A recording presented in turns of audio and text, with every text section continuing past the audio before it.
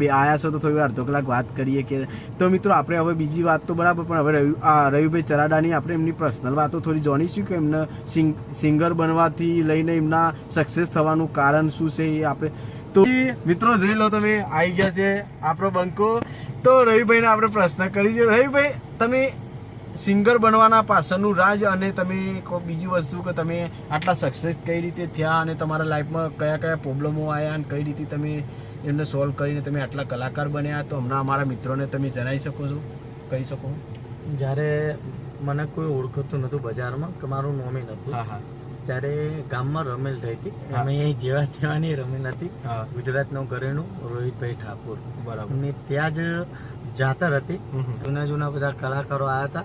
અને હું ત્યાં જોવા જોયું આપણે બધા કેવું જોવા જઈએ બરાબર મને ગાવાનો બહુ શોખ હું ન્યાનમાં તો ત્યારે પણ ઘાસ કરતો હતો જીવનમાં મારી લાઈફમાં ગાવા સિવાય મેં સિંગરી સિવાય કોઈ દિમાગમાં કોઈ વિચાર્યું જ નહોતું. પછી ત્યાં રમેલમાં જ્યો તે બધા ગાતા હતા પછી રોહિતલાલ બે હતા ત્યારે તો મને રોહિતલાલ નતા ઓળખાતા ત્યારે તો અહીંયા કોઈ આપણને જોનતું ના કે તમને ખબર હોય કે કોઈ ના ઓળખે પછી બે બધા તે માઇક પડી તું મને ગાવાનો શોખ ખરો પણ મને સ્કેલ થોડો ઘણો આવડતું નહોતું ભાવતું પણ એટલું બધું થોડું થોડું ભાવતું હતું તે હું રોહિતભાઈ બે હતા તો એવડો મોટો બંકો બે હતો તો મેં સારું શરમ આવતી હતી કે સારું લઉં કે ના લઉં માઇક લઉં કે ના લગભગ તમે એ સમય એટલો હતો કે હું 10 વાગ્યા બે હતો રાત્રે કે દિવસે રાત્રે સવારે 4 વાગે માઇક પકડી 10 વાગ્યા વિચારતો હતો એટલે એમને લઉં કે ના લઉં એમને થોડી પેલું ડર પણ લાગતો હતો કારણ કે ગુજરાતના સુપરસ્ટાર એવા રોહિતભાઈ ઠાકોરના ઘરે ગયેલા હતા એટલે કારણ કે રોહિતભાઈ ને એમને એવું થતું કે સારું કોઈ બોલીએ પણ પછી શું થયું પછી મેં માઇક જાણ્યું પછી હું ભગવાનની એ રાત મને હજુ મારી લાઈફનું પહેલું જીવનનું પહેલું જ કોમ એ મને સમય નહીં ભૂલાય જ્યારે ત્યારે મારી લાઈફ ટોમ આજે મારા ગમનભાઈની ઇન્ટરવ્યુ લીધું ત્યારે પણ જણાય જ્યારે મોટું આવશે ત્યારે પણ આ જવાબ હશે આપણું એટલા માટે પછી હું શું કર્યું ખબર હું ગાયો ગીત તો બધાના જેટલા બે હતા બધાનું મારું ગળું જ ગમી ગયું અને ત્યાં માતાજીનો રોહિતલાલ બે હતા મારા મોટા ભાઈ તે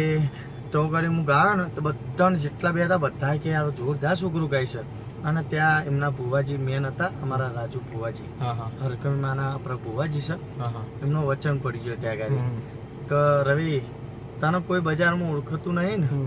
પણ હવે ખાલી ઘોડા યાદ રાખ વધા નહીં પણ આ 1.5 વર્ષની અંદર જે સપનામાં મેં નહોતું વિચાર્યું બાપ કે હું આ કલાકાર પાસે હું ગઈશ કે વિક્રમ ઠાકોર મેં મારી ગુજરાતના સુપરસ્ટાર મારી લાઈફમાં નહોતું વિચાર્યું પણ એ માતાએ મને કીધું કે તે વિચાર્યું ને એવા સ્ટેજ ઉપર તને હું ગવડાવીશ અને 2 વર્ષની અંદર દુનિયાના તમામ ગોમ તને જોનતા થઈ જશે એવો માતા વચન અને આપણી લાઈફની પહેલું જીવન એટલેથી ચાલુ થયું પછી બીજો પ્રોગ્રામ હતો જયેશ સોઢાનો ધોરાકુવા ગોમમાં માણસા જોડે છે તમે પણ સાંભળ્યું જ હશે જોયું માણસો તારે મારા પાસે બાઇક નતું અને તો બે ભાઈબંધ હતા તમારા જેવા કે રવિભાઈ આપણે ગાવા આવો તમે કે અમે માઇક અપાવશું તારે મારા પાસે હું ખરેખર જૂની વાત તો બધું યાદ ના કરાય કેમ કે આંસુ આવી જાય મારો સમય એવો હતો કે ભાઈ સાયકલનો મારો વેત નતો યાર કે હું એ ત્યારે મને જ ખબર છે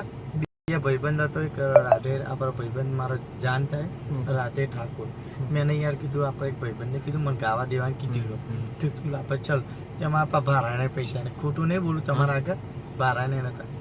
ચરાડાથી ચાલતા ચાલતા અમે રાતે 10 વાગે નીકળ્યા હતા 12 વાગે અમે ધોરાકુવા ગોમમાં પહોંચ્યા હતા બોલો ચાલીને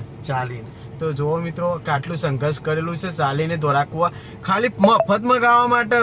ભાઈ કોઈ કઈ ગાવા મળે કઈ કઈ સિંગર બનવા એ ઈરાદે યાડીને ગયા હતા અને અત્યારે પછી અમે ને એ ગાડી 12 વાગે મને ગાવા ખાલી માઇક છે લાગે આપ્યું 5 વાગે સવારે બરાબર એક જ ગીત આપ્યું હતું મેં ગાવા મને તો કશો વધુ નહીં મેં સમય પછી રાગા પબ્લિક ઈ ગાયો પછી તો બધું આજુબાજુ પબ્લિક ઓળખતું થઈ ગયું પછી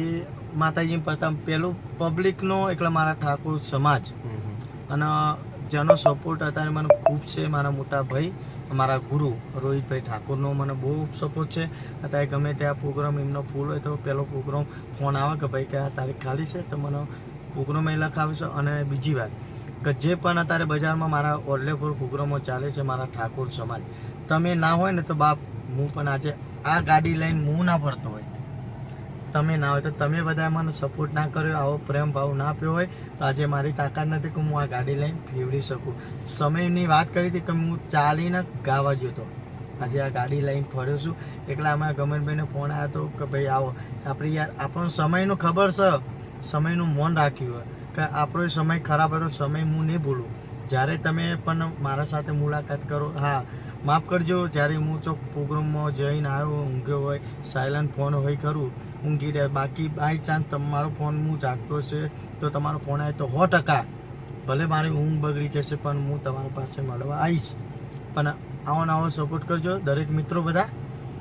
તો મિત્રો જોયું એમને સંઘર્ષની વાત કરીએ તો આવી બધું સંઘર્ષ હોય અને દરેક માણસનો સંઘર્ષ હોય જ. તો મિત્રો તમે જોયું ને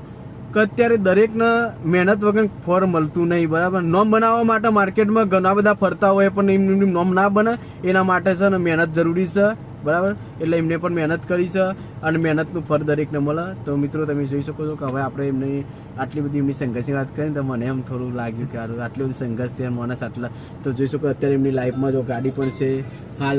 સારું એવું એમનું બધી રીતે એમ સારું જ છે.